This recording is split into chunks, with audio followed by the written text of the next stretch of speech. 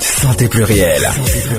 Radio Côte d'Ivoire vous informe au quotidien sur votre santé à travers votre magazine qui aborde les problèmes de santé. Santé plurielle, avec la caution scientifique d'experts nationaux et internationaux et aussi l'interactivité avec nos auditeurs. Des poils qui sont penchés, tordus, comme si on a mis des bigoulis dedans là. Ça, c'est pas brosse à dents. Il faut s'en débarrasser. Non, s'il y a le rhumatisme chronique, que les nerfs sont affectés, j'ai un problème de synovie, que les nerfs ne peuvent pas se dresser, je peux avoir un problème de faiblesse sexuelle. Retrouvez Bintou Sanogo du lundi au jeudi de 9h05 à 10h sur Radio Côte d'Ivoire. Santé plurielle, parce que la santé est notre bien le plus précieux. Bonjour, chers auditeurs, bienvenue à Santé plurielle sur Radio Côte d'Ivoire. Aujourd'hui, nous parlons d'un sujet très important. Vous savez que votre santé nous intéresse et donc il est important que nous puissions venir à cette émission avec des spécialistes de haut niveau. Et aujourd'hui, en tout cas, nous sommes bien servis. Alors ce matin, nous parlons de lutte contre les maladies tropicales négligées, MTN. Donc vous savez bien que depuis un moment, nous avons le directeur coordonnateur du programme national de lutte contre la lèpre qui intervient sur Radio Côte d'Ivoire pour nous parler de cette maladie. Et bien aujourd'hui, il n'est pas venu seul, hein. Il est venu avec ses pairs, des directeurs coordonnateurs comme lui. Et aujourd'hui, le thème, c'est bilan et perspective de la lutte contre les maladies tropicales négligées en Côte d'Ivoire. Alors, nous allons dire bonjour à Dr Hacienda Kwasi Marcelin, directeur coordonnateur du programme national d'élimination de la lèpre. Bonjour DC. Bonjour. Merci d'être venu ce matin. Comme je l'ai dit, vous n'êtes pas seul ce matin. Vous êtes aussi avec le docteur Jay Ngoran Norbert, directeur coordonnateur adjoint du programme national de lutte contre les maladies tropicales négligées à chimiothérapie préventive. Bonjour docteur. Bonjour madame. Nous avons également le docteur Kofi Abouapol, directeur coordonnateur adjoint du programme national de lutte contre l'ulcère de Burili. Bonjour docteur. Bonjour madame. Bienvenue sur Radio Côte d'Ivoire. Merci. Et puis sur ma gauche, nous avons le docteur Kwaku Lengue, il est directeur coordonnateur du programme national d'élimination de la trypanosomiase humaine africaine. Bonjour docteur. Bonjour madame. Et puis juste à votre côté, nous avons le docteur Kofi Kwame, qui est le directeur coordonnateur du programme national d'éradication du ver de Guinée, eau et assainissement. Bonjour docteur. Bonjour madame. Alors, cela dit, maintenant que nous avons présenté donc nos illustres invités, nos illustres spécialistes qui sont avec nous ce matin, il est nécessaire pour les différents programmes nationaux de faire le bilan et d'en dégager les perspectives. Alors, je vais tout de suite et maintenant donner la parole au docteur Assier, le directeur coordonnateur du programme national de la lèpre. Docteur, en termes de bilan, qu'est-ce qu'on doit savoir ici en Côte d'Ivoire concernant la lèpre? Merci. Concernant la lèpre, en Côte d'Ivoire, la lèpre est une maladie encore endémique parce que la quasi-totalité des districts dépistent encore des cas de lèpre. Donc la lèpre existe encore en Côte d'Ivoire. En termes de bilan, il faut dire que à la fin de l'année 2021, nous avons dépisté encore 514 nouveaux cas. Ça prouve que la lèpre... Fin 2021, là? Oui. 514 nouveaux cas de lèpre. Et malheureusement, la forme qui prédomine est la forme multibacillaire.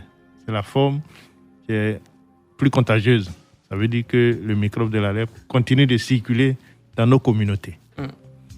Et vous pouvez nous situer à peu près, c'était ici à Abidjan, à l'intérieur du pays, quelles zones concernées spécifiquement par ces 514 nouveaux cas? Comme je l'ai dit, on en trouve un peu partout sur le territoire national, aussi bien à Abidjan qu'à l'intérieur du pays. Il y a juste peut-être une dizaine de districts qui sont épargnés. Et je suis sûr que même là où on n'a pas trouvé, c'est parce qu'on n'a pas encore cherché véritablement. Sinon, la lèpre existe pratiquement un peu partout.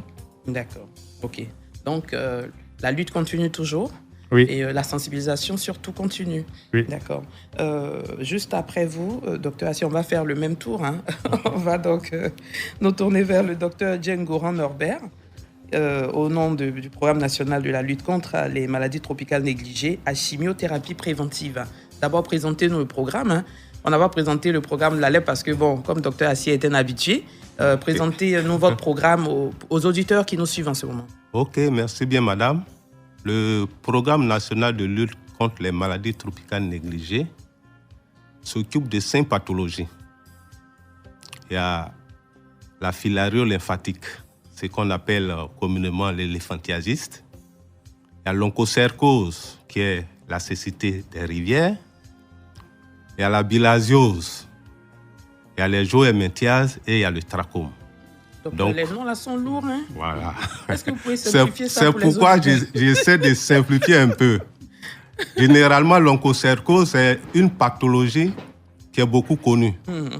Pour tous nos parents qui résident en communauté, qui vivent au bord des rivières, des courants rapides, ils savent ce que c'est que l'onchocercose.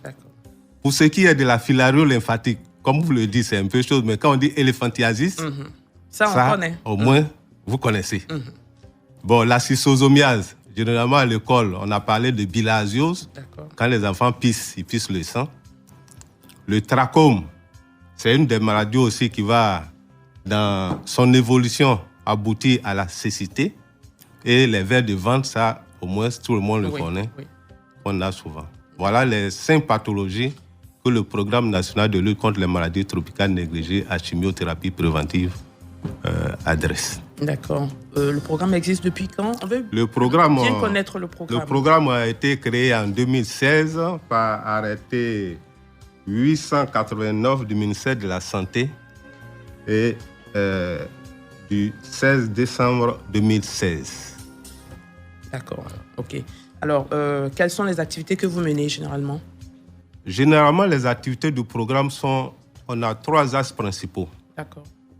Le premier axe, et c'est le travail que nous avons cherché à faire d'abord, c'est de savoir est-ce que ces pathologies ou bien ces maladies existent. Donc, nous avons fait le premier axe qui est la cartographie, c'est-à-dire l'évaluation de base de la prévalence. Donc, ça nous a permis de déterminer les districts qui sont endémiques. D'accord. Et quels sont ces districts? Généralement, quand je vais commencer à rentrer dedans, ça sera un peu chaud pour l'éléphantiasis. Sur les 113 districts, il y a 99 qui sont endémiques. Pour l'onchocercose, c'est des chiffres importants. Oui, presque tout, on peut dire que presque tout le territoire est endémique. Pour l'onchocercose, nous sommes à 96. Pour la bilharziose, pour les johéminthiases, tous les districts sont endémiques. Pour le trachome, on n'a pas encore fini la cartographie, mais il y a 40 districts qui sont endémiques sur les 68 qu'on a pu cartographier. Voilà un peu la situation épidémiologique actuellement de ces pathologies en Côte d'Ivoire. D'accord. Alors, merci pour ce tour d'horizon. Certes, il est bref, mais on en sait un peu plus sur ce que le programme... Docteur Assier, s'il vous plaît, je voulais lui poser encore une question, parce que j'aimerais bien savoir quel est le lien justement entre votre programme et le programme de la lèpre. Parce que je me pose des questions. Hein. Oui, ok, merci bien. C'est vrai que le docteur Yokoli m'en a parlé en off, mais pour les auditeurs, on pourrait se demander quel est justement le lien entre votre programme et celui de la lèpre. C'est tout à fait, c'est une question qui est pertinente, qui est bienvenue. Merci. Ça nous permettra de voir ce que nous pouvons faire ensemble. La première activité, quand on a fait la cartographie, c'est de faire la distribution de masse. On va nous dire qu'il n'y a pas de corrélation avec ce que les autres font.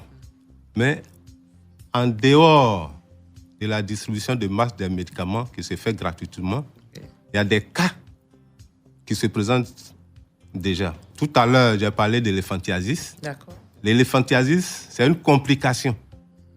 Et on fait la détection comme pour la lèpre, comme pour l'ulcère de Buruli en communauté. Voilà un peu où les programmes se rejoignent quand on va aborder le deuxième pan de notre lutte, qui est la prise en charge des morbidités. Merci. Merci bien, infiniment. madame. Merci beaucoup, docteur Dieng Gourand.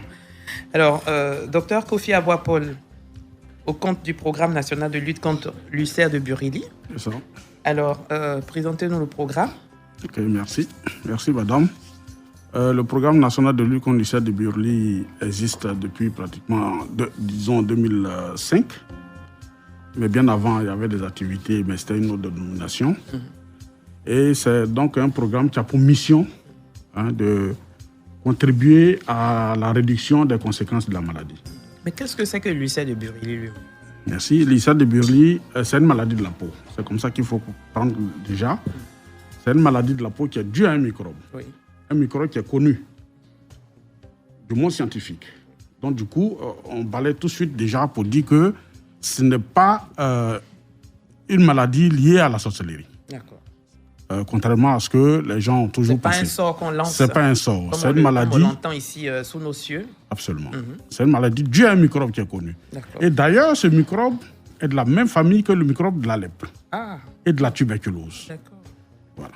Et donc, la maladie, le microbe qui vit dans l'environnement se retrouve chez l'homme et crée des dégâts. Les dégâts sont d'abord primaires. Il y a des signes de début. Oui. Et c'est quand rien n'est fait que la maladie va évoluer vers ce que toute la communauté connaît, c'est-à-dire les grosses plaies. Donc, déjà, la maladie commence par des signes qu'on peut gérer et ne pas arriver à des conséquences graves. D'accord. Mais c'est quand le malade ne consulte pas du tout pour se prendre en charge, on évolue vers les plaies. Vers les plaies. Donc, communément, les gens connaissent l'ulcère de Burgdorf comme une maladie qui donne des plaies. Et donc, quand le commun des mortels voit déjà les plaies, c'est que ça veut dire qu'on pourrait traiter ça en amont. Absolument. Ok, d'accord. Absolument. Ok. Et quelles sont les activités généralement que le programme mène? Oui. Ça découle avec ce que nous venons de dire. La première activité, c'est de faire en sorte que les populations connaissent la maladie, qu'ils acceptent que ce n'est pas un sort, et ensuite, faire le dépistage précoce. Comment se fait le dépistage? Le dépistage précoce se fait par des examens cliniques. Malheureusement, je veux dire, il n'y a pas d'examen. Est-ce qu'il y a des signes annonciateurs? Absolument. D'accord. Les premiers signes sont de petits signes qui sont sur la peau, visibles. Hein, ok. Donc, sur la peau. Donc, mais le problème, ça il faut que je le signale, c'est que ces signes-là au début sont très silencieux. Vous voyez quelque chose sur votre peau, soit une boule, soit un gonflement, soit une partie qui est dure, mais figurez-vous, vous n'avez pas de douleur. Vous n'avez pas de fièvre, contrairement par exemple à un furoncle. Rien du tout. Et donc le malade continue d'aller à ses occupations. Comme quelqu'un me disait, les choses qui viennent pour te créer le problème, là, ça vient, c'est indolore au début. Il n'y a aucun signe. Il y a ça. En temps, c'est en train de te ronger tout doucement. C'est ça même. C'est bien caricaturé, madame. Ok. Merci, docteur Kofi Aboah. Merci infiniment. On reviendra à vous. Je voudrais saluer la présence dans ce studio du responsable de la communication du Programme national de lutte contre la lèpre. Il est un spécialiste au niveau de la communication. Il est enseignant-chercheur, justement, au niveau de la communication, ici, dans nos universités. Docteur Charles Yokoli, merci beaucoup. Alors, on va maintenant nous tourner vers le docteur Kwaku Lengue, du Programme national d'élimination de la trypanosomiase humaine africaine. Alors, docteur, on va vous poser pratiquement les mêmes questions. Est-ce qu'on peut mieux connaître le programme? Depuis quand existe-t-il? Quelles sont les activités? Et puis, quel est le lien aussi de votre programme avec le programme de la lèpre? Merci, madame. Le programme national d'élimination de la trypanosomiase humaine africaine existe depuis 2007. Mais je dois vous dire que la Côte d'Ivoire, les pays endémiques ont toujours lutté contre la maladie du sommeil. Quand on dit trypanosomiase humaine africaine, eh bien, c'est la maladie du sommeil. À l'époque, dans les années 60 et autres, quand on parlait de grandes endémies, on parlait de trypano. Et je peux vous dire que c'est la mère des grandes endémies, c'est la mère des districts. C'est ce qui a fait qu'aujourd'hui, il y a les districts. C'était les grandes endémies. D'accord. Donc, la maladie du sommeil a toujours existé parce que les mouches CC, qui sont les vecteurs de la maladie, existent sur toute l'étendue du territoire. Aujourd'hui, contrairement à la lèpre, il y a donné des chiffres qui vous ont effrayé un peu, nous pouvons dire que depuis 2020, exactement le 11 décembre 2020, l'Organisation mondiale de la santé a validé l'élimination de la trypanosomiase humaine africaine en tant que problème de santé publique en Côte d'Ivoire. Et l'annonce officielle a été faite le 25 mars 2021 par le ministre en charge de la Santé au cours d'une grande cérémonie. Donc, il n'y a plus de trypanosomiase en Côte d'Ivoire? J'ai dit tout à l'heure, éliminé en tant que problème de santé publique. Okay. Ça veut dire quoi exactement? Ça veut dire qu'on a moins d'un cas pour 10 000 habitants par foyer sur toute l'étendue du territoire, et cela depuis 5 ans. D'accord. Moins d'un cas pour 10 000. Et c'est à saluer, hein? Mais il faut venir communiquer autour de ces chiffres importants pour les populations. Tout à fait. Et donc, aujourd'hui, nous avons 10 foyers qui sont endémiques, et je dirais que le reste du pays est hypo-endémique. C'est-à-dire quoi? Nous avons des zones où on peut encore dépister des cas. La preuve, c'est que grâce à cette surveillance, parce que quand l'OMS doit valider l'élimination en tant que problème de santé publique, il y a des critères. D'accord. Le premier, c'est ce que j'ai donné, moins d'un cas pour 10 000 habitants sur l'étendue du territoire. Et il faut avoir les capacités de surveillance pour qu'il n'y ait pas de réémergence. Et nous avons cette capacité-là. La preuve, c'est qu'en 2021, nous avons dépisté malheureusement encore un cas dans le pays. Nous avons mis en place sur toute l'étendue du territoire des zones de dépistage, des zones sentinelles. Nous avons doté des structures qui peuvent faire le diagnostic, le premier diagnostic de la maladie. Quel est le lien avec la lèpre? Nous faisons partie d'un ensemble de maladies, environ une vingtaine de maladies qu'on appelle les maladies tropicales négligées. Ce sont des maladies qui sont négligées par le système de santé dans tous les pays et qui touchent une population négligée, une population qui vit au-delà. On dit une population qui vit là où s'arrête la route. Voilà pourquoi on parle de maladies tropicales négligées. Et c'est pour cela que nous sommes tous ensemble ici. D'accord. Voilà, merci madame. OK. Quand on fédère les forces, on est plus fort. Tout à fait. OK. Merci beaucoup, Dr Kwaku Lengue. Cette fois-ci, on va se tourner vers le docteur Kofi Kwame, au compte du Programme national d'éradication du ver de Guinée, eau et assainissement. Très bien. Alors, docteur. Madame. Oui, présentez-nous votre programme. Oui, je pense que mon programme va plus rassurer les Ivoiriens. Il faudrait que le ver de Guinée est une maladie que tout le monde connaît. C'est une maladie qui a même existé dans les livres saints. Mais la Côte d'Ivoire a créé le programme depuis 1993. Et fort heureusement, avec l'appui des partenaires et de l'État de Côte d'Ivoire, cette maladie, la Côte d'Ivoire est arrivée à éradiquer le ver de Guinée. Depuis décembre 2013, la Côte d'Ivoire a éradiqué cette maladie. Alors, comment cela s'est passé? Il y a de bonnes nouvelles, hein? Oui. Donc, dès la création du programme, des stratégies qui avaient été développées, notamment la surveillance épidémiologique à base communautaire, parce que c'est une maladie dans la communauté. Oui. Et la lutte anti-verturaire, il fallait traiter les points d'où se trouve la maladie, et puis également communiquer pour le changement des comportements, et ensuite encourager l'approvisionnement des localités en eau, parce que c'est une maladie due à l'eau de mauvaise qualité. Le ver de Guinée s'attrape lorsqu'on boit l'eau souillée. Ce n'est pas qu'on mange dans l'eau, contrairement à ce que les gens pensent, c'est quand on boit l'eau de marigot, l'eau de mauvaise qualité. Et avec l'avènement de l'hydraulique villageoise, l'hydraulique améliorée, la Côte d'Ivoire est arrivée à éradiquer cette maladie. Mais actuellement, le problème pour lequel nous sommes là, c'est que nous continuons la surveillance parce que l'éradication est locale. Mais les autres pays, la maladie existe encore dans les autres pays, notamment des pays voisins. Et ce qui constitue vraiment le défi, l'enjeu actuel, c'est que le ver a muté chez les animaux, surtout proches de l'homme, notamment le chien et le chat. Et les pays sont encore endémiques. On note beaucoup de cas de ver de Guinée chez les animaux. Donc, il faut maintenir la surveillance pour que, après avoir éradiqué, ne soient pas recontaminés. Donc actuellement, notre situation, c'est de poursuivre la surveillance épidémiologique. Oui. Voilà, avoir des échanges avec les pays qui sont encore endémiques. Et puis, comme nous l'avons dit, à l'époque, c'était uniquement de la santé humaine. Maintenant, avec le cas des animaux, la surveillance également est une surveillance également animale. Donc nous voulons intégrer la surveillance animale et la surveillance humaine. Oui. Et puis également, comme nous l'avons dit, l'eau et assainissement, parce que l'eau est le vecteur. Voilà. Lorsque la population a l'eau de bonne qualité, la maladie s'éloigne. Donc, dans la lutte, nous faisons la surveillance humaine, la surveillance animale, et puis surtout, le plaidoyer pour que la population ait accès à l'eau potable. Donc, on dit éradication du ver de Guinée, eau et assainissement. Lorsque le milieu est assaini, donc les gens ont accès à de l'eau potable, la maladie s'en va. Donc, pour l'heure, la Côte d'Ivoire est éradiquée, certes, mais la maladie n'est pas encore finie dans le monde. Et notamment, nous avons des voisins, des pays voisins qui sont encore endémiques. Donc, nous poursuivons la surveillance. D'accord. Et nous avons retrouvé là, comme l'a dit Dr Lengue, parce que c'était une maladie tropicale, négligée, maladie tropicale, qui sont dans les zones où les gens n'ont pas accès au développement. D'accord. Dieu merci, la Côte d'Ivoire est éradiquée, mais on continue la surveillance parce qu'on dit que lorsque la case de son voisin brûle, il faut prendre les précautions chez toi. Nous, on a éradiqué, mais nous faisons la surveillance pour qu'on puisse aider aussi nos voisins à finir. D'accord. Donc voilà un peu l'enjeu actuel. Okay. Merci beaucoup, madame. Merci beaucoup, Dr Kofi Kwame, directeur coordonnateur du Programme national d'éradication du ver de Guinée, eau et assainissement.